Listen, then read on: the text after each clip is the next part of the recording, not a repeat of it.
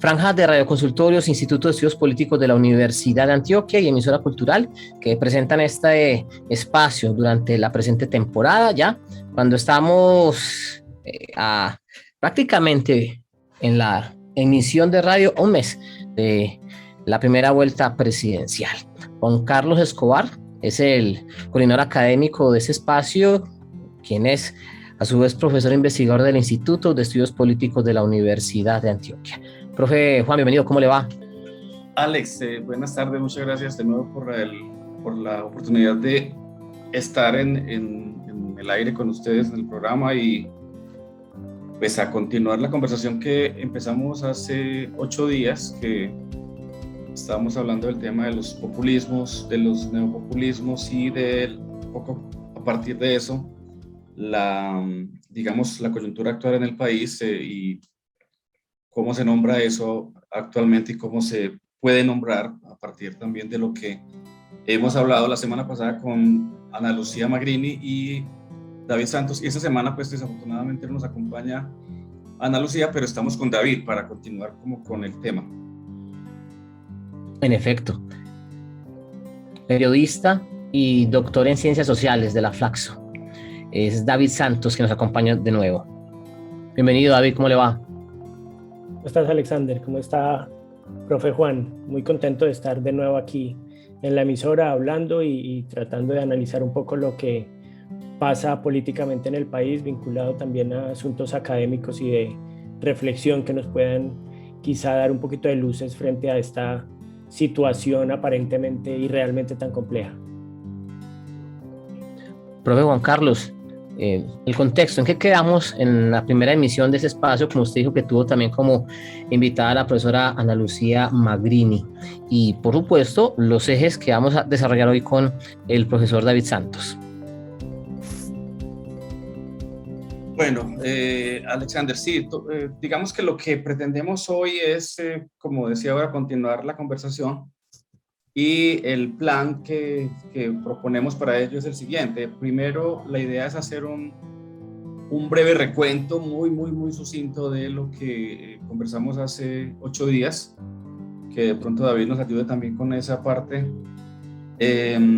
Hay un tema o un par de temas que nos quedaron un poco menos trabajados la vez pasada y que por eso, tenemos esta especie de segundo tiempo, y primero el tema de lo que se ha llamado los neopopulismos, esos populismos latinoamericanos que surgen hacia las décadas del 90, 2000 y que tienen también unas características más o menos particulares de las que vamos a hablar ahora, y luego volver al tema de la coyuntura, qué es lo que está pasando en el país y qué cosas pueden denominarse o no populismo o qué otros nombres les podemos dar.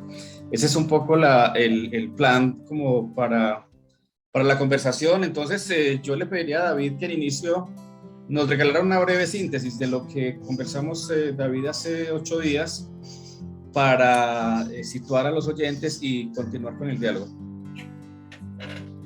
De acuerdo, profe. Bueno, hace 8 días nosotros hablábamos los tres con la profesora Magrini un poco sobre el proceso en el que se ha conceptualizado una palabra como populismo. Si bien la palabra como tal es casi que una hija del fin del siglo XIX con 2 movimientos muy particulares, uno en Rusia, los famosos Narodniki, y uno en Estados Unidos, el famoso Partido del Pueblo, donde se conceptualiza y se habla por primera vez de un partido político populista porque refería al pueblo. Pues en América Latina el inicio del debate académico para definir movimientos como populistas se da principalmente aquí en Argentina en la década de los 60, ¿cierto? Primero sociólogos, unas miradas sociólogas del tema, principalmente personajes como Gino Germani o Torcuato Di Tella, empezaron a conceptualizar la idea a través del movimiento peronista y la llegada al poder de Juan Domingo Perón en 1946 y hasta el 55.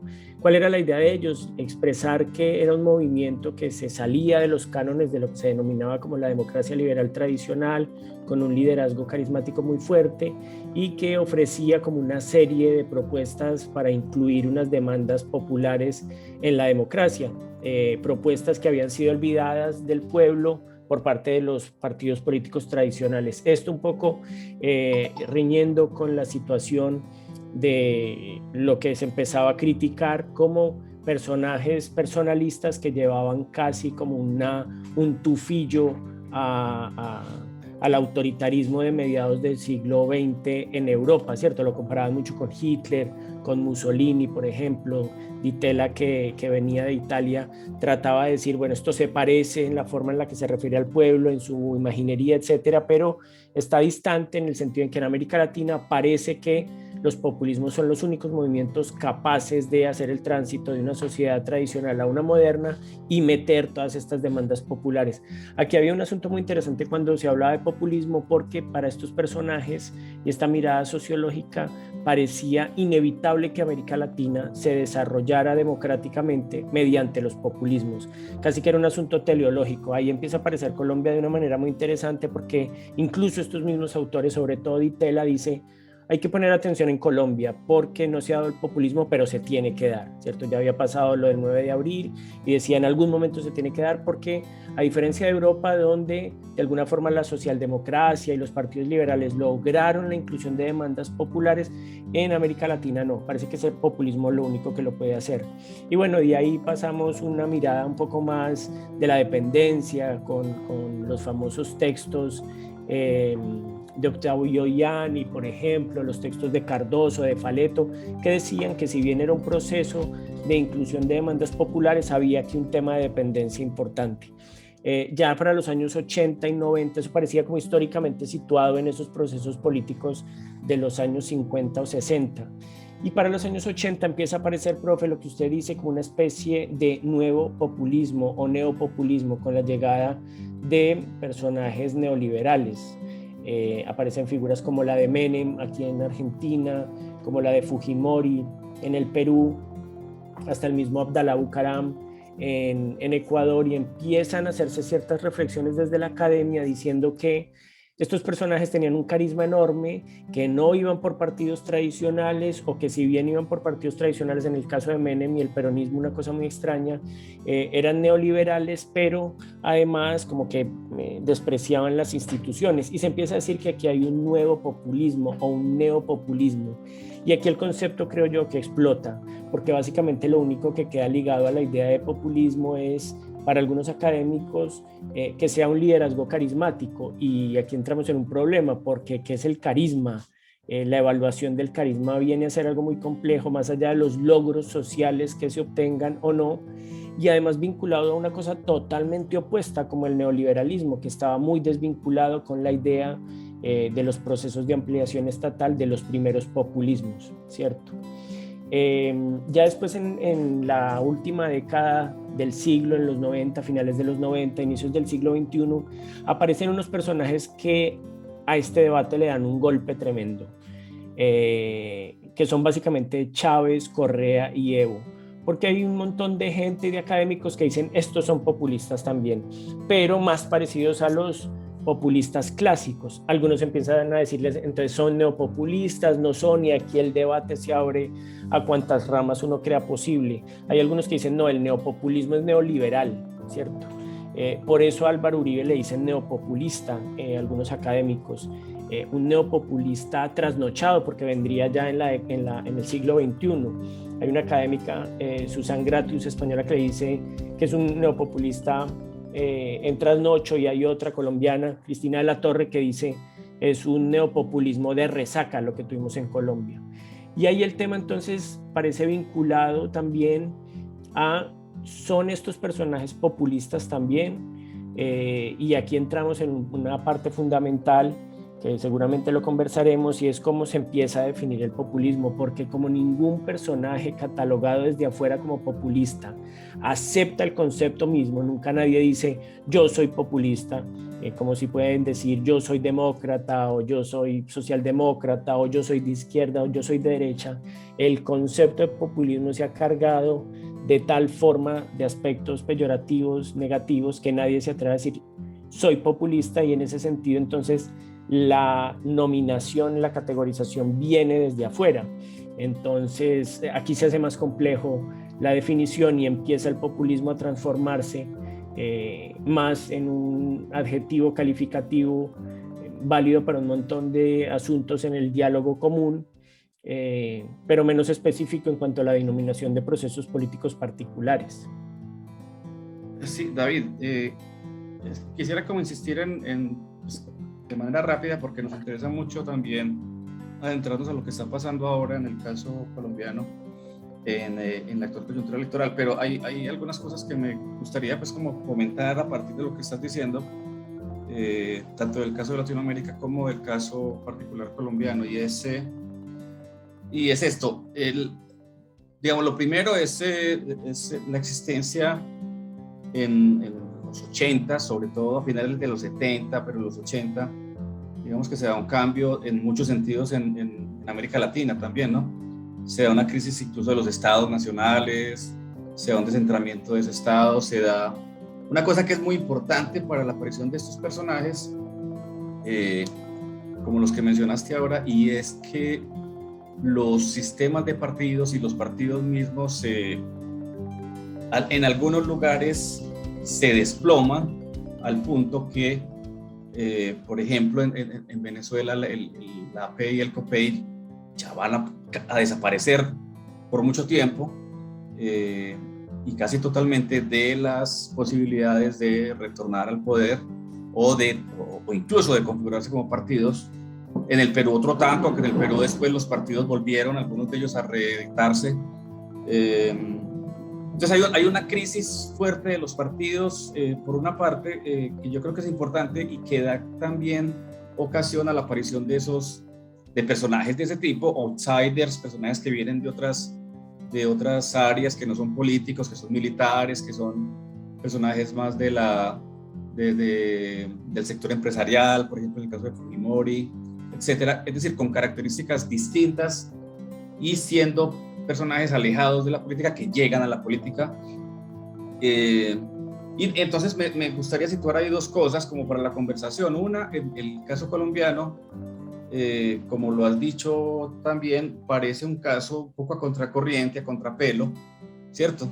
En la medida en que, por una parte, no se dio ese desplome del sistema de partidos, tuvimos sistema de partidos más o menos vigente hasta el 2002, ahí hubo un reordenamiento, pero nunca desaparecieron los partidos tradicionales, a pesar de que perdieron mucho terreno, mucha parte de la torta burocrática y de la representación, pues la perdieron, digamos, porque aparecieron otras opciones, tanto de derecha como de izquierda. Entonces el sistema de partidos tuvo otras características, no asistimos a un desplome, sino a una suerte de reordenamiento del sistema de partidos. Eso es distinto acá que en los otros países andinos. Y tuvimos, digamos, un personaje, como tú dices, Álvaro Uribe, que tú lo pones ahí también en esa discusión, con unas características distintas por su carácter, que yo sí creo que casa en eso de los neopopulismos más de corte neoliberal, ¿no? Entonces, hay una pregunta que me surge de eso, pues para que la conversemos, y es esa relación entre populismo e instituciones, ¿no? Que digamos que un poco lo que se asegura es que el institucionalismo, el populismo lo que hace es, a los populistas les estorban las instituciones, es más o menos como el consenso sobre eso, ¿no? Es decir, mientras menos instituciones mejor, mientras menos intermediación mejor, y digamos que la relación es directa con la gente, por decirlo así, ¿no? Eso es un poco lo que quieren, y los casos de Chávez y de Uribe se parecen mucho en eso, ¿no? Es decir, personajes que hicieron, por ejemplo, el aló presidente en un lado, y acá los consejos comunitarios, y eso, digamos, que tiene una marca importante de eso que que he llamado pues poca aceptación o poca afinidad o que le estorban las instituciones en algún sentido. El mismo Uribe sentía cierto desprecio en inicio por los partidos políticos, no le era pues como una institución o unas organizaciones que para él fuera importante tener una como tal, sí, sino que él tenía pues como, para ponerlo en el lenguaje un poco de él también, varios caballos digamos a su disposición, ¿no? Los nuevos, el Partido de la O, Cambio Radical, y los otros que ya estaban, y otros que empezaron a surgir ahí. Entonces, digamos, hay un desprecio en ellos por las instituciones, un poco la pregunta que hago, por las instituciones democráticas, digo, o uno podría decir también, porque yo creo que en esto las generalizaciones siempre son peligrosas como en todo, o en otros casos uno puede ver también que hay una reconfiguración de otras instituciones, ¿sí?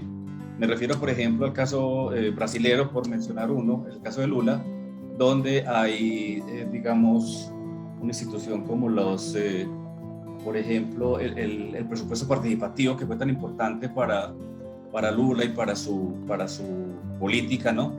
Cosas de ese tipo que no significan necesariamente, digamos, despachar las instituciones y decir no más instituciones.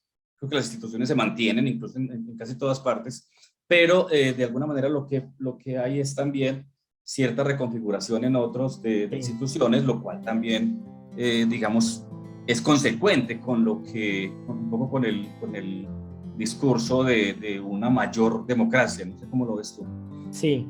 Sí, profe, estoy de acuerdo con eso y creo que nos remitimos un poco a lo que hablábamos la semana pasada a propósito de la definición misma de populismo, ¿cierto? Yo he trabajado ya hace unos años con este asunto y creo que una de las conclusiones del trabajo que sigue en marcha en torno a los debates por el populismo en Colombia y en América Latina que trabajo, es que sin duda alguna cuando el concepto explota, cuando se empieza a discutir sobre populismo, es porque la situación democrática tradicional del país en el que se va a debatir está en crisis, ¿cierto? Cuando se habla de populismo es porque el status quo político tradicional ha entrado en crisis. Hablábamos la semana pasada que en Colombia la primera vez que se habla de populismo es justamente después de las elecciones de 1970 y el tema de la Napo y lo que sus seguidores denuncian como un robo de Pastrana a Rojas Pinilla. Ahí se empieza a hablar de populismo. Y hay un texto que se escribe, que es el primer texto en Colombia que habla de populismo, que lo escriben, es una compilación de unos discursos que dan Alfonso López Miquelsen y Álvaro Gómez. Y creo que Álvaro Gómez hace una reflexión interesante diciendo, bueno, populismo parece ser el que atrae al pueblo. ¿Por qué la ANAPO lo logró y nosotros no? ¿Qué pasa con el pueblo? ¿Cierto? Entramos ahí ya en un problema porque ¿qué es el pueblo? Pero en general parece entendido ahí como el análisis de la gente a la que se espera solucionarle un montón de cosas, clase media, baja o baja, que esperan las soluciones finalmente del político. Y en ese sentido entonces tendríamos que empezar a definir qué es o qué no es populismo en Latinoamérica, y ahí vemos una serie de distinciones muy fuertes, como usted decía, que entramos en unas dificultades para generalizar, porque por ejemplo el tema de los outsiders puede refutarse desde la configuración de varios de los considerados populistas en América Latina, tanto al principio, en la primera ola, en la segunda o en la tercera. Muchos académicos dicen, listo, primera ola, Perón, Vargas, segunda ola, estos neopopulistas neoliberales, Fujimori, Menem, Bucaram, y podríamos meter en una tercera ola entonces a estos nuevos populistas de izquierda, Chávez, Correa, Evo, en algún momento incluso los mismos Kirchner acá y Lula, etcétera, ¿cierto? Si nosotros nos fijamos de dónde aparecen, muchos sí aparecen de afuera, pero otros aparecen de adentro. Sí. El mismo Uribe, los Kirchner acá en la segunda ola argentina, que si metemos allá Menem, bueno, viene del peronismo una cosa extrañísima, pero es neoliberal peronista, y en esa tercera ola los Kirchner salen justamente del peronismo también. La construcción institucional que hace un personaje como Lula da Silva en Brasil con la consolidación del Partido de los Trabajadores durante más de una década también es una apuesta a la institucionalidad muy fuerte, y entonces pareceríamos estar ligados a que la idea de populista y de populismo es ese vínculo del carisma y de lo que algunos aseguran que es un vínculo directo con el pueblo. Yo frente a eso tengo problemas, me cuesta mucho trabajo entender lo que se considera un vínculo directo, porque si nosotros vemos la construcción de ciertos personajes considerados populistas, hay un vínculo que parece mediáticamente directo, pero hay toda una construcción de vínculos intermedios, desde personajes intermedios hasta la creación de nuevas instituciones, hasta la creación de nuevos canales y de casi que una ampliación en los partidos, exacto, sea el tema de Uribe, si lo queremos considerar como neopopulista, o sea el tema de Chávez, por ejemplo, sea el tema del mismo Correa o de Evo, ¿cierto? Entonces creo que ahí empezamos a ver por qué es tan complicada la definición de populismo cuando vemos características tan distintas, y creo que ahí llegamos a una cosa, Juan, que usted decía, y era el tema de Uribe y Chávez, por ejemplo. Cuando dos personas que están en las antípodas políticas, que tuvieron una relación de amistad los primeros 2 o 3 años, si usted se acuerda, que se reunían y hablaban y se invitaban mutuamente para hablar de un oleoducto, etcétera. Después de eso fue una confrontación muy fuerte que terminó, bueno, casi en un enfrentamiento bélico después del ataque del ejército colombiano a la provincia de Sucumbíos y todo esto, cuando lo de Raúl Reyes. Si a los dos, con unas posiciones tan distintas, se les nombra populistas al mismo tiempo, ahí entonces en la discusión semántica explota todo. ¿Qué es lo que los une? Muchos dicen, sí, se parecen, tienen a lo presidente del Consejo Comunal, hablan, se acuerdan de los nombres de la persona con la que hablaron, así lo hayan visto hace 5 años, tienen un discurso que atrae mucho.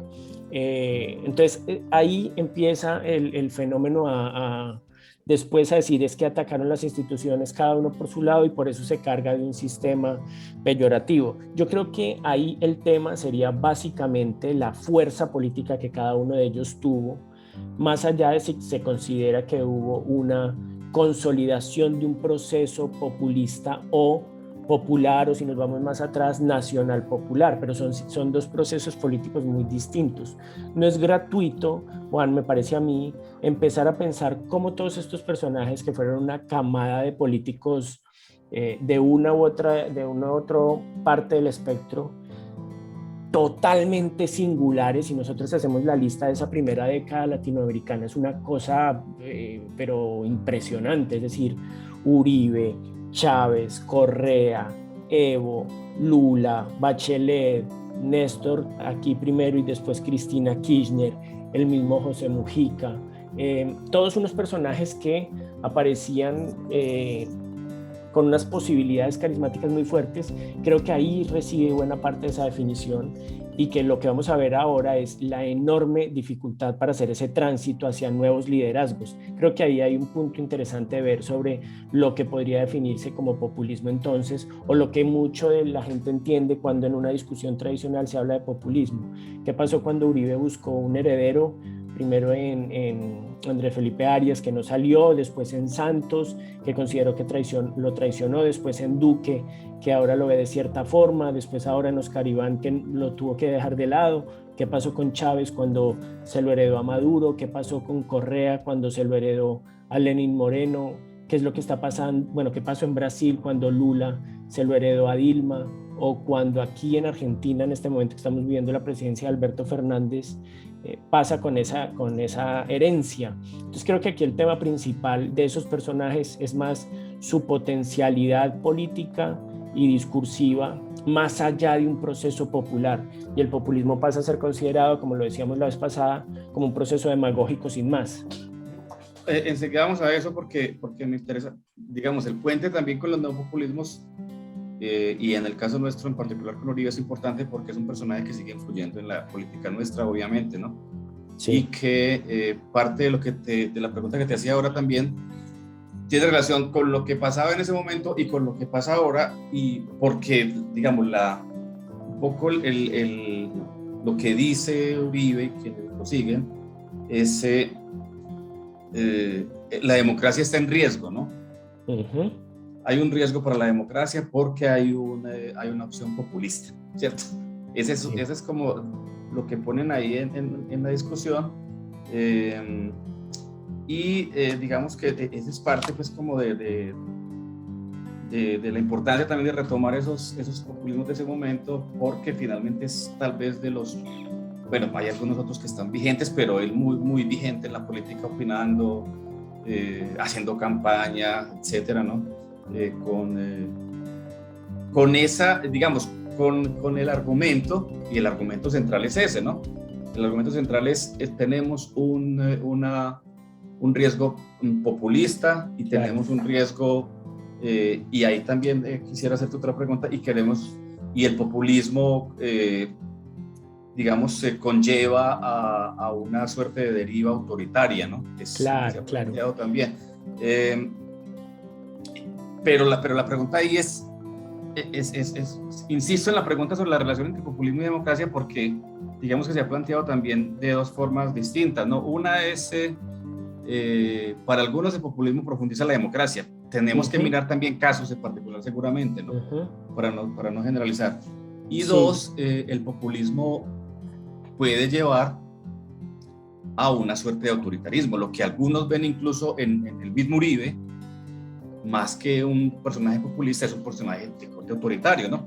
Que quiso prolongar su mandato más allá de lo que podía, que tuvo un segundo mandato, que quiso tener uno tercero, que se lo impidió la Corte Constitucional, que quiso hacer un referendo para, de alguna manera, también tener más poder y más capacidad de maniobra en términos de recursos y otras cosas. En fin, que tuvo discusiones muy fuertes con las instituciones, sobre todo con las cortes, y que las sigue teniendo. Entonces, digamos que ese asunto de hasta dónde el populismo puede profundizar la democracia, pero hasta dónde también puede convertirse en una suerte de deriva autoritaria, digamos, fatal, ¿no?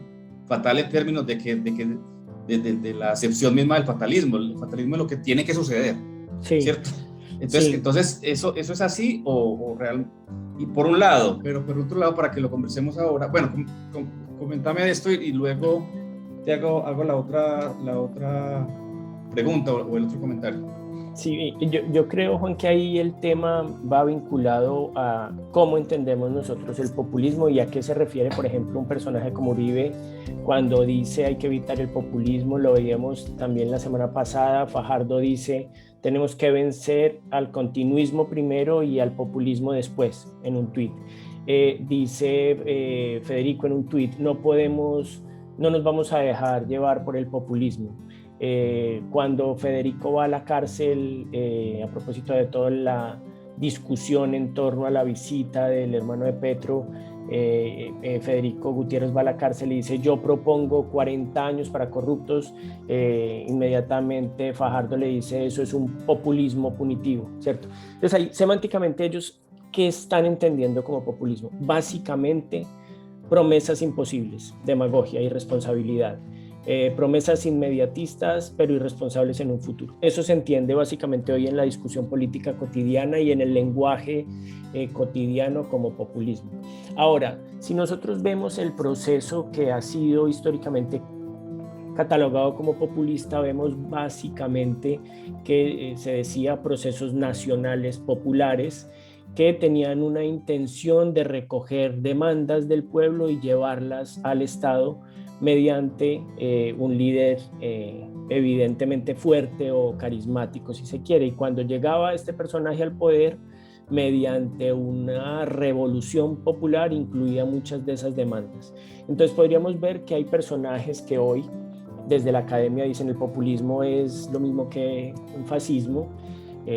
o una extrema o izquierda o derecha, y hay otros que por el contrario dicen lo que necesitamos es populismo, ¿cierto? Creo que el gran personaje que inaugura esta idea del populismo como beneficio hacia la democracia, que hace una reflexión académica y teórica tremenda, es Ernesto Laclau y Chantal Mouffe, ¿cierto? Ellos empiezan a hacer un análisis donde dicen, no, el populismo no es un enemigo, el populismo es el proceso democrático en el que el pueblo finalmente puede unir sus demandas, ese famoso proceso de las cadenas de equivalencias y de que existe un significante vacío que tradicionalmente es el líder que retoma todo esto, que se llena de las esperanzas de los personajes y del pueblo, y que las demandas más importantes van absorbiendo a las más pequeñas y finalmente llegan y se logran y desarrollan. Ellos, sobre todo Laclau, lo llevó a tal extremo que al final dijo el populismo es la política, es decir, populismo y política es lo mismo, porque es el proceso de unos contra otros, de nosotros contra ellos y de la inclusión de los excluidos, ¿cierto? Otros dicen, bueno, sí, puede ser un proceso de movilización de los excluidos, de escuchar las demandas del pueblo, de los menos oídos, de los otros, de la plebs, y radicalizar ese proceso una vez se tome el poder. Pero existe un riesgo, dicen estos personajes. Terragoni es uno de esos en Francia, dice, una cosa es ser populista en el proceso electoral y de campaña, y otra cosa es ser populista en el ejercicio mismo del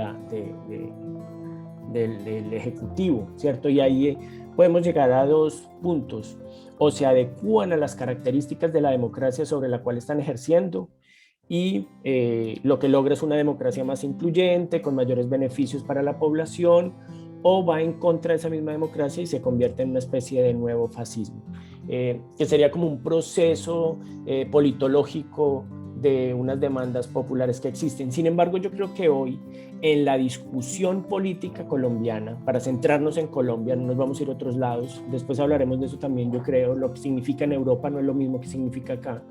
Cuando escuchamos a Iván Duque decir hay que evitar el populismo, se refiere a un personaje puntual, se refieren a Petro, casi que le ha caído ese adjetivo calificativo. Cuando lo dice Fajardo también se refiere a eso, cuando lo dice Fico se refiere a eso, Federico. Es básicamente lo que ellos consideran que es procesos de promesas inmediatas, incumplibles, engañabobos, para decirlo en palabras coloquiales. A eso se refiere hoy el concepto de populismo en el muy limitado debate colombiano, ¿cierto?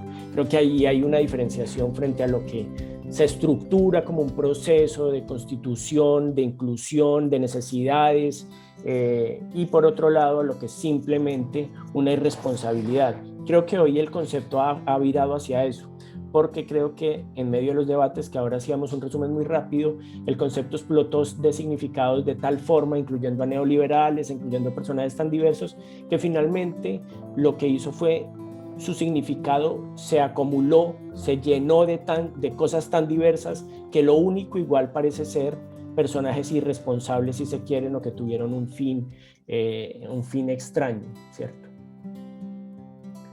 Alexander. Una pregunta para los dos, el profe David y el profe Juan, y tiene que ver si en la actual campaña electoral ustedes han detectado, pues, formas de populismo. Acaba de citar el profe David Santos una que nos referenció la semana pasada, de la referencia al populismo frente a las promesas que difícilmente se pueden cumplir. Pero pensando en el entorno académico, de lo que han significado esos contextos que ustedes nos han dado, o en la campaña presidencial en Colombia, sí se puede hablar de presencia del populismo y también incluso, como se ha afirmado, populismo de izquierda y de derecha. Yo digo un par de cosas muy rápidas para darle la palabra a David, que es el experto en este tema. Bueno, incluso David ahorita lo puede ampliar. Primero, pues existe la idea, pues, y un poco la evidencia en algunos sentidos, de que aquí hemos tenido en esta parte de América Latina populismo más de izquierda, y en Europa populismo de derecha. Ahorita David se referirá un poco al caso de Le Pen, por ejemplo, que es un caso que está también, digamos, caliente, ¿no? Las elecciones fueron el domingo pasado, Y es y con eso me refiero a lo segundo, y es qué tan rentable es ser populista o hacerse presentar como populista en contextos electorales, ¿no? Es decir, si da réditos electorales ser populista, yo creo, Alexander, que buena parte del asunto digamos, guarda relación con lo que dice David de que más que populistas o promesas de corte populista, porque yo creo que el populismo más que promesas un poco, ¿cómo se llama? Separadas o promesas, digamos, muy concretas de cosas particulares, quien se presenta o quien dice o quien encarna una idea populista tiene una idea mucho más total del asunto, ¿no? Y yo creo que aquí es difícil que alguien se presente como un líder populista por los réditos electorales que eso quita. Y yo creo además, porque cuando se le indilga un poco el remoquete, yo creo que el debate está puesto casi siempre sobre Petro, ¿no? Tú lo decías ahora. Desde muchos sectores se indilga a Petro como el populista, pero uno tendría que mirar muy en detalle. Jorge Giraldo afirma de tajo que sí, ¿no? Que ahí hay un personaje populista y un populismo peligroso, ¿no? Le he escuchado y le he leído y un populismo que puede llevar a esa deriva autoritaria, pues, de la que estábamos hablando ahora. Yo tengo para mí que ahí hay un asunto en eso que estábamos hablando de las instituciones. Yo no creo que sea un personaje que vaya contra las instituciones, ¿no? De hecho, yo creo que en buena parte lo que defiende, y bueno, no estoy defendiéndolo a él, estoy un poco, digamos, hablando de lo que él ha dicho en el debate, hay que defender la Constitución del 91, ¿no? Uh-huh. Eso no me parece, pues, en general un asunto populista. Hay que defenderla y ponerla a funcionar, ¿cierto? Sí. Porque parece que eso se ha quedado ahí también. Y hay propuestas que hace que seguramente yo creo que les ha faltado también debate de parte de los otros candidatos, lo decíamos la vez pasada, ¿no? Hay una ausencia de debate muy complicada donde simplemente se dice son propuestas irrealizables, ¿cierto? Y creo que se ha quedado corto el debate tanto en la explicación de cómo son esas propuestas de parte del candidato como lo que refutan los otros en términos más técnicos y más de propuestas también, ¿no?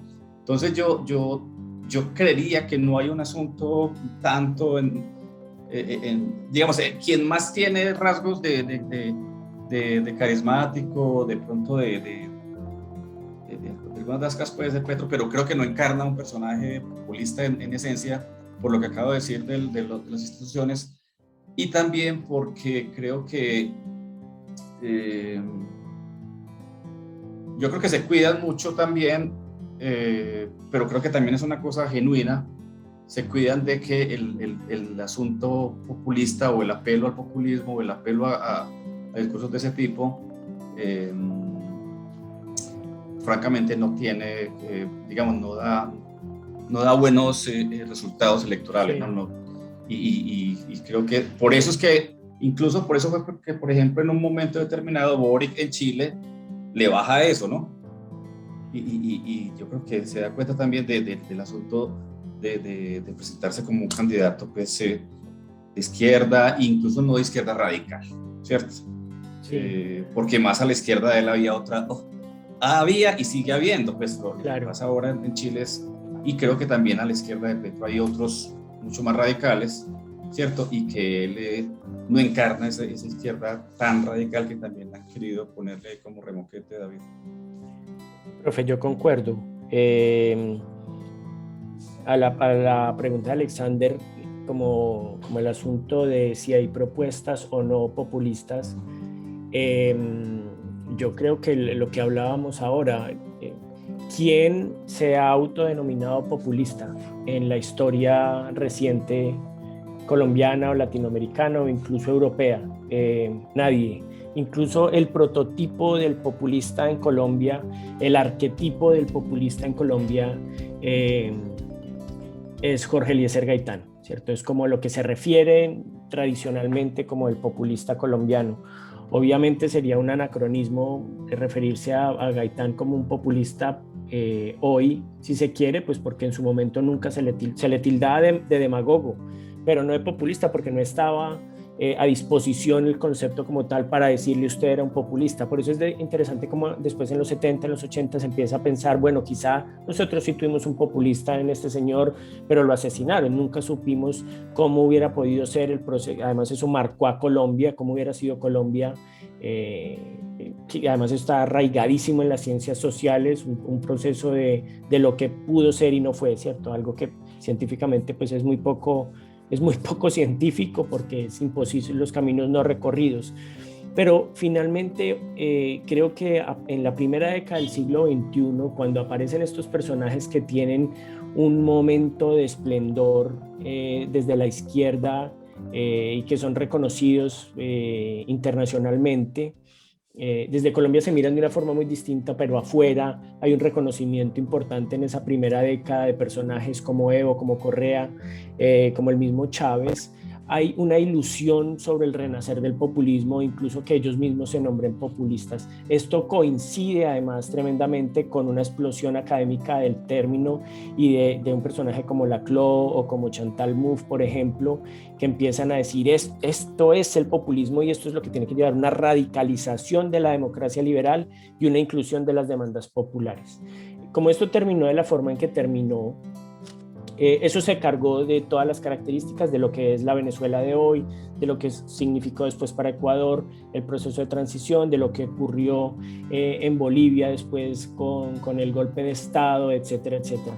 Entonces, en ese punto, por ejemplo, en Europa, todos estos personajes en torno a la construcción de muy laclosianos y muy vinculados a la izquierda latinoamericana, en España, por ejemplo, con Podemos, en algún momento empezaron a hablarse como populistas, vienen de la corriente de pensamiento de una radicalización de la democracia, pero hoy a un personaje como Pablo Iglesias o Íñigo Errejón no se les ocurre por ningún motivo decir nosotros somos populistas, o si lo dicen en voz bajita porque hoy la carga peyorativa es muy fuerte, pero además, por lo que decía profe Juan también, porque es muy particular, porque casi que coincidimos en que en este momento si alguien en Colombia en el debate dice es que no se puede llegar al populismo, se están refiriendo a Petro, es muy particular porque en Latinoamérica y más en Colombia, cuando dicen populista inmediatamente se refieren a la izquierda. ¿De dónde viene eso? En Europa, lo veíamos este fin de semana, el populismo es la derecha,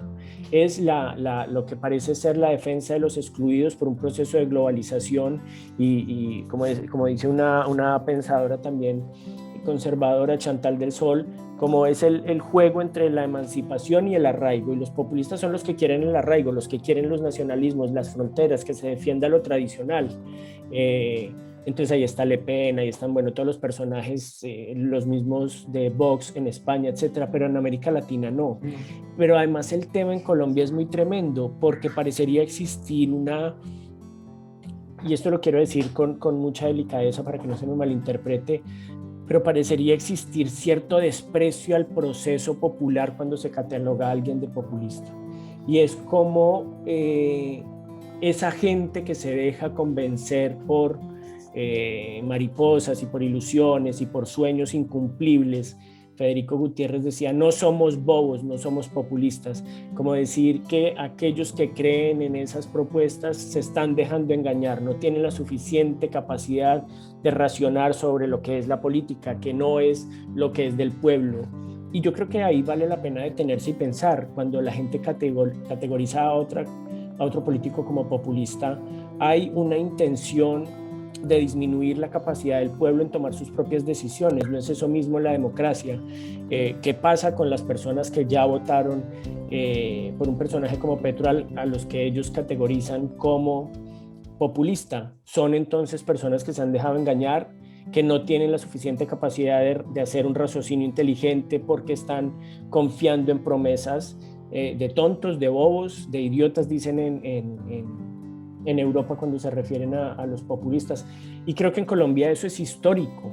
y es parte del proceso de enorme dificultad de la construcción de nación, y es una parte del pueblo es incapaz de pensar. Déjennos a nosotros que somos los que sabemos, porque el pueblo no sabe pensar. Se lo lleva un culebrero, para ponerle términos paisas, y los engaña. ¿Qué hay de fondo políticamente cuando se categoriza a un personaje como populista y a sus seguidores como unos ilusos que no se dan cuenta que los están engañando? David, una cosa que tocabas que me parece muy importante, Alexander, también, y para seguir un poco como con tu pregunta, la que formulabas ahora, Alexander, y es, digamos, pusiste el tema también de los nacionalismos más de derecha que digamos, se acompañan mucho del tema del nacionalismo, ¿no? Pues y de las fronteras y de la defensa del territorio y todo esto. Algo de eso pasó también acá, pues, digamos, de la defensa por ejemplo, en el caso de Evo, yo creo que hubo un asunto de nacionalismo también y de nacionalizar algunos productos que eran, algunos productos como el gas, por ejemplo, ¿cierto? Y digamos que esa fue parte de lo que tuvieron ahí a mano también para prometer o para hacer cosas o para de alguna manera tener, digamos, perdurar y poner ahí otro proyecto político distinto. El problema acá ahora es que, o lo que uno identifica es que si es que existen, ¿cierto? Esos populismos no están atados de ninguna manera a procesos nacionalistas, ¿no? Porque incluso en lo que se le indilga, en lo que se le dice un poco, para poner un ejemplo, una de las propuestas de Gustavo Petro, hay un asunto que tiene que ver con el tema de la transición energética, ¿no? Y cómo la transición, y cómo el tema y todo el tema del petróleo y todo lo que se ha hecho sobre eso, uno diría que una posición populista sobre eso sería decir justamente lo contrario de lo que se está diciendo, ¿no? Porque claro, ya no se puede prometer que vamos a vivir de eso en adelante, ¿no? Y en cambio yo creo, en ese caso en particular, seguramente pueden discutir otros, pero en ese caso particular, yo creo que está partiendo de una base bastante realista, ¿no? Que incluso se ha dicho muchas veces no está, digamos, digamos, solamente en su programa, en su propuesta, sino que es una base realista que está ya en Europa operando, ¿no? Que es todo el tema de los recursos naturales, de la finitud de los recursos naturales. Entonces, yo creo que ahí uno no ve tan claro el tema de un personaje, digamos, populista en ese sentido. Entonces, lo que se le dice a cambio es una cosa irrealizable o es una cosa que usted no puede hacer porque no puede parar eso, porque ese es el sustento de la economía, etcétera. Sí. Entonces, yo creo que la discusión es como otra, ¿no? Sí, tiene que ver con otras. Dale. Sí, y sabe que, profe, también creo yo que eso está muy vinculado a la disminución de la calidad de la discusión política colombiana, porque no hay vínculo lógico entre el concepto al que se le da a un candidato y sus propias ideas. Si usted hace una lista de propuestas de un candidato sin nombre, digamos las propuestas de Federico, pero no le pone el nombre, y las propuestas de Petro y no le pone el nombre, y saca la hoja y le pone a la gente a que escoja cuál considera que es populista, en muchas veces podría ganar Federico y no Petro, ¿cierto? Creo que ahí el asunto es la disminución del debate colombiano. Si nosotros escucháramos en voz de Gustavo Petro la idea de 40 años de prisión, hubiera sido, claro, eso es típico de un populista, pero lo dijo Federico, que él no se considera populista ni lo acusan de populista. Si nosotros escuchábamos en boca de Petro la famosa frase que se hizo viral este fin de semana sobre cómo se deben utilizar los recursos de las regalías, y esa famosa ya meme, plata es plata, pues qué más populista en la concepción de la irresponsabilidad fiscal, que es una de las características fundamentales del concepto de hoy, que decir que plata es plata y no importa de dónde venga y qué habría que hacer. Entonces yo creo que entramos también en una muestra con lo que empezábamos esta discusión, y es la aparición del concepto termina por por ser un diagnóstico de una crisis política profunda, pero además de una crisis del debate político, porque la simplificación por parte de algunos candidatos de lo que está ocurriendo llegan a la utilización de una palabra sin tener ningún vínculo con la realidad. Yo tampoco creo que en muchas de las propuestas de Petro exista lo que hoy se considera populismo, ¿cierto? Si vamos a ver lo que se consideraba atrás o lo que la CLO consideraba como un proceso de inclusión de demandas populares, puede que sí, pero creo que responde a esa enorme simplificación del proceso popular.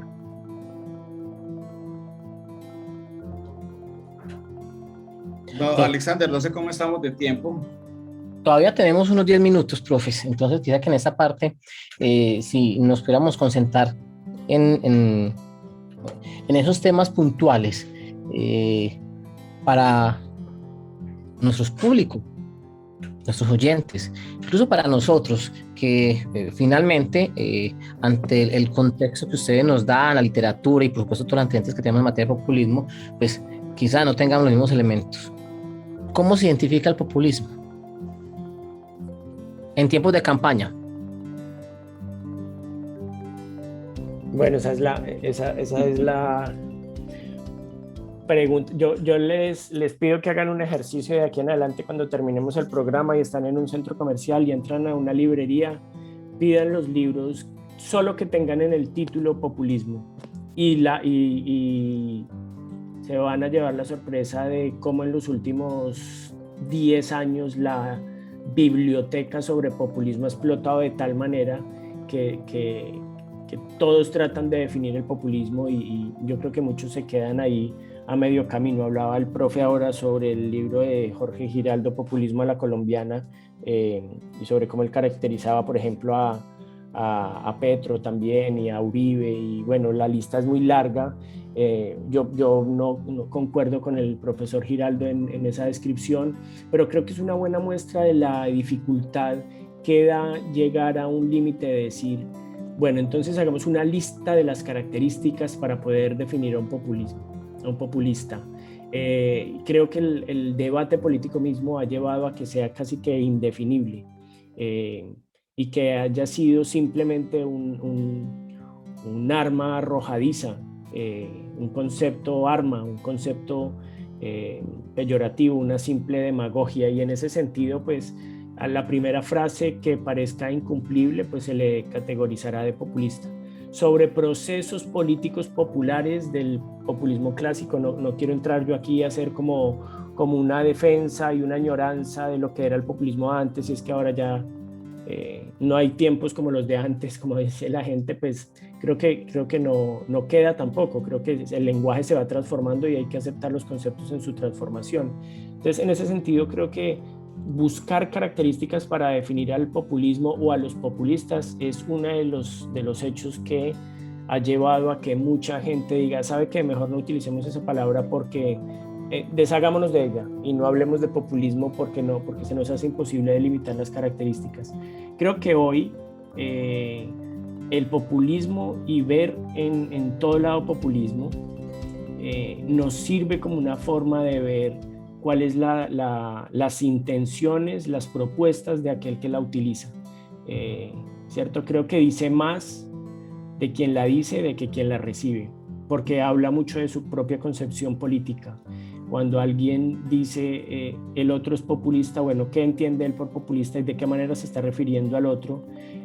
¿Cómo ve a la otra persona, a la que está categorizando como populista, y sobre todo en el campo político a la gente que lo sigue, a sus seguidores o a sus votantes?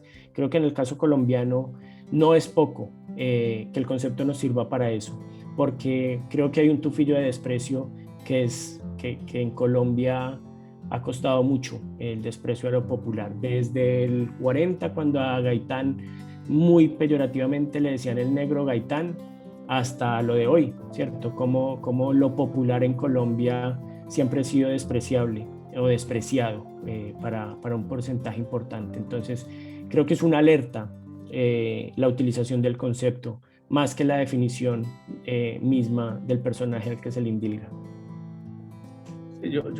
Yo concuerdo en muy buena medida con David, pues porque de todas maneras lo que estamos tratando es de mirar, digamos, lo que pasa, pero también los usos que se hace pues del concepto, ¿no? Es como, digamos, muy complicado a veces porque casi que a cualquiera se le llama populista, a cualquier propuesta se le tilda de populista.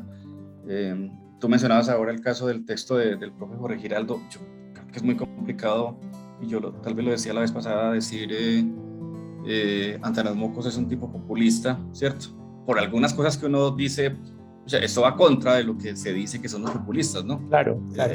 La sinceridad, por ejemplo, el decir paguen impuestos, ¿sí?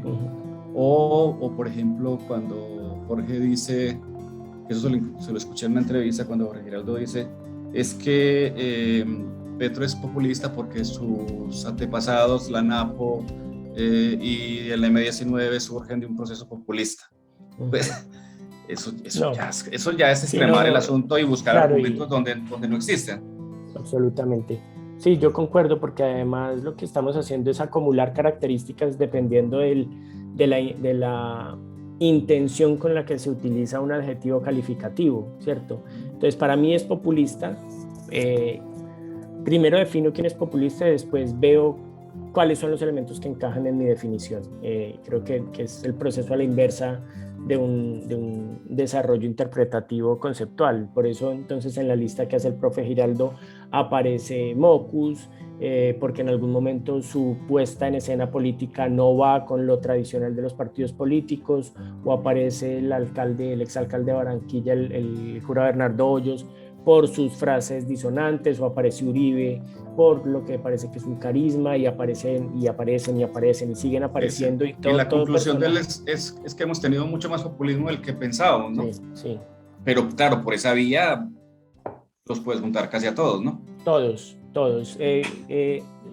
Necesariamente, si seguimos esa vía, cualquier persona que llegue a ser presidente o presidenta de la República tendría que ser alguien medianamente carismática, porque si no, ¿cómo logra que así sea un personaje que a uno le parezca poco carismático? Como, bueno, no nombremos actuales para no meternos en líos, pero Barcos, si nos queremos ir para atrás, o personajes no reconocidos por su carisma, tendrían algo que tener para haber logrado el apoyo, y entonces ahí nos vamos derecho. Y aquí también en Argentina, por ejemplo, esa explosión de los libros de populismo llega al punto de decir, bueno, Macri también es un populista, porque no venía de los partidos políticos tradicionales. Entonces se hace una lista, que sea carismático, que diga algunas frases contra lo que son las instituciones tradicionales, que no venga de un partido político, y se hace una lista de 10, si cumplen 1 o 2 ya es populista. Y ahí nos vamos hasta el final de los políticos, todos encajarían de alguna forma, y eso es lo que ha explotado el concepto, a mi parecer.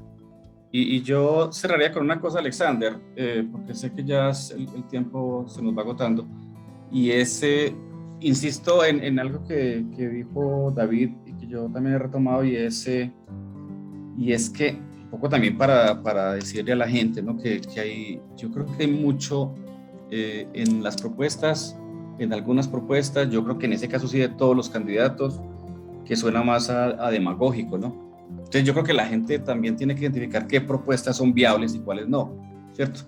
¿Qué propuestas tú mencionabas la otra vez, una de Petro que sí es muy complicada, o era, yo no sé si ya se bajó de esa, la de... El tren. Sí, exactamente. O lo que tú mencionabas ahora en Federico, el populismo punitivo, ¿no? Sí.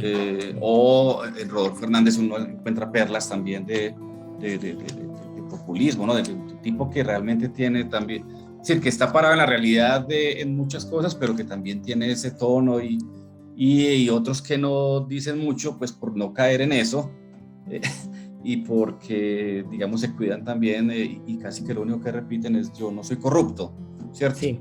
Yo no soy demagogo, yo no soy populista, yo no soy de aquí ni soy de allá. Es un poco que también es parte, pues, como de los que están ahí un poco en el centro, intentando capitalizar un electorado que indeciso también, pues, pero al que no le hacen propuestas tampoco claras. Lo que decíamos la vez pasada también, yo creo que la política se juega en las propuestas, y los políticos tienen que hacer propuestas, ¿no? pero también la gente tiene que saber cuáles son las propuestas que son viables en un país como estos, con qué recursos, con quién y a quién van a estar dirigidas, ¿no? Yo creo también, profe, que en este último mes sí que vamos a ver perlas de eso, porque hay una intención de acelerar la definición de voto, de captar el voto de los indecisos. Y ahí es que empiezan a aparecer lo que sería el concepto de populismo entendido como que es lo irrealizable o lo inmediato, como alegría inmediata para desgracia futura, ¿cierto? Pero sin duda creo que las enormes dificultades de la situación política colombiana actual se definen también en estas mismas elecciones en la forma como los candidatos se expresan. Creo que hace 4 años era impensable, ni qué decir hace 8 y ni qué decir de ahí para atrás, que uno de los personajes o el personaje que representa a la derecha dijera que él no es el de Uribe, ¿cierto? Cómo ha cambiado la política, cómo se ha movido la política en Colombia para que hoy el uribismo sea un lastre para el candidato de la derecha. Cómo ha cambiado entonces el discurso por el otro lado para que digan yo no soy el candidato del Partido Liberal, porque hoy se toma una foto, o ayer se tomó una foto con César Gaviria. Yo no soy tampoco el candidato del Partido Conservador, es decir, todo ese proceso de búsqueda de renovación, de estoy lo más alejado de la política tradicional posible para mostrarse como algún candidato medianamente viable a la elección, porque entre menos político aparezca, pues más posible su cercanía con los votantes, no con el pueblo, porque el pueblo es populista y es ignorante y no sabe elegir para los que lo categorizan así de populista el otro candidato. Profe David, pues le agradecemos que esté con nosotros en este espacio, en estos 2 capítulos hablando de populismo y por supuesto creo que tendremos otros escenarios para poder continuar esa serie de conversaciones. Por lo pronto, usted gracias por acompañarnos, éxitos y ya sabe que aquí en esta casa, la emisora cultural y en el Instituto de Estudios Políticos, pues encontrará puertas abiertas para esas otras temáticas. Que esté muy bien. Muchas gracias, Alexander, muchas gracias a Juan y un abrazo muy grande y aquí siempre atento y a disposición cuando lo requieran. Muchas gracias, profesor Juan Carlos Escobar, muchas gracias por acompañarnos y continuamos en esta serie ya cada jueves 4 a 5 de la tarde en la radio y luego en redes sociales del Instituto de Estudios Políticos. Que esté muy bien. Alexander, muchas gracias también a ti, a David, por acompañarnos estos 2 capítulos y bueno, ya nos veremos en 8 días. David Santo, nuestro invitado, Juan Carlos Escobar, nuestro coordinador académico. Terminamos así la franja de radioconsultorios de la emisora cultural y el Instituto de Estudios Políticos de la Universidad de Antioquia. Una feliz tarde para todos y para todas.